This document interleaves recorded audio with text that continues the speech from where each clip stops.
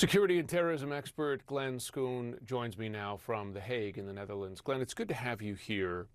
You know, the more we learn about the freedom of movement that the shooter had prior to this attempt on the former president's life, not only was he able to get to the top of that building so close and with line of sight, but folks saw him there. We played that video earlier. People in the crowd were trying to draw attention, and there was a law enforcement officer who tried to climb the roof there. What does that tell you, though, about what doors were left open here? Well, it tells us something went wrong here between at least the planning and the execution, if not the planning already. I mean, normally speaking, the U.S. Secret Service for an event like this will be having the inner ring, so to speak, around the candidate, but will also do the structural plan for the area. And they will do that in concert with state and local officials, people from other federal agencies.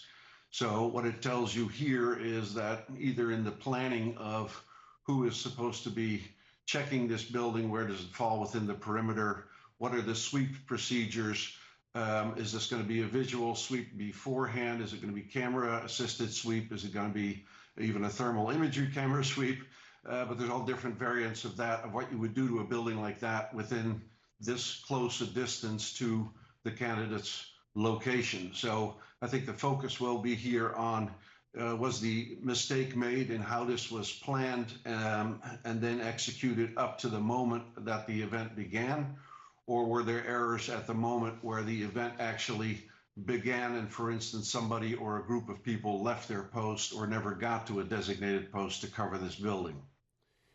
There were local law enforcement officers involved here, as well as, of course, U.S. Secret Service officers. Is that a typical arrangement to have some duties, perhaps even some areas that I don't want to say fall under the jurisdiction of local law enforcement, but that the Secret Service works with with law enforcement locally and kind of delegates some responsibilities?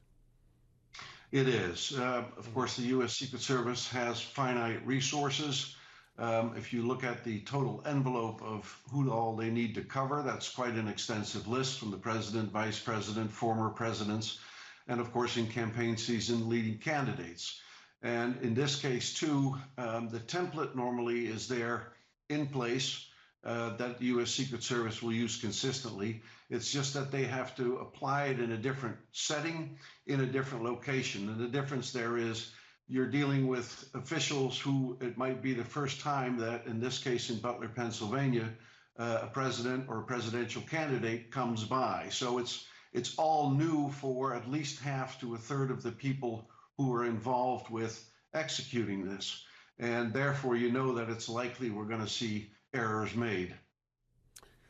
Of course, investigators are going to be looking at the shooter's social media profile, who perhaps he was in contact with prior. It's not dissimilar from what you see following a terror attack, right? You look to see when or how a person would have been radicalized.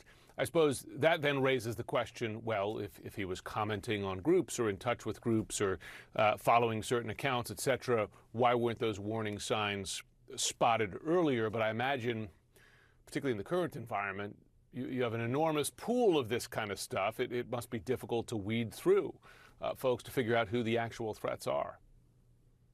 It certainly is. I mean, since roughly 2016, there's been a tremendous increase, not just in the U.S. theater of these messages, but also internationally. And remember that even when we look at this in a U.S. context, some of these people also correspond with folks who react to them abroad. And some of these actors, especially lone violent actors, do feed off one another. So somebody who did something awful in Norway might inspire somebody in New Zealand who inspires somebody in the US. But yes, tracking the whole volume of these people is quite a challenge. What you're essentially looking for is to what extent can you structure or automate different kinds of searches where you can catch signals where people radicalize. And that may be on social media, but it also may be in their social or school or work environment. And the trick is, of course, to use models to try and combine what you can find. It's not simply social media searches. Some of these people intentionally try to stay under the radar. And luckily, a lot of the tooling now is becoming more sophisticated that can be used for law enforcement to do this, but it's still a challenge, particularly with lone actors who don't operate in a group and therefore always have less communications to detect. Glenn Schoon, thanks so much for joining us and helping us figure out some of these key questions at this point.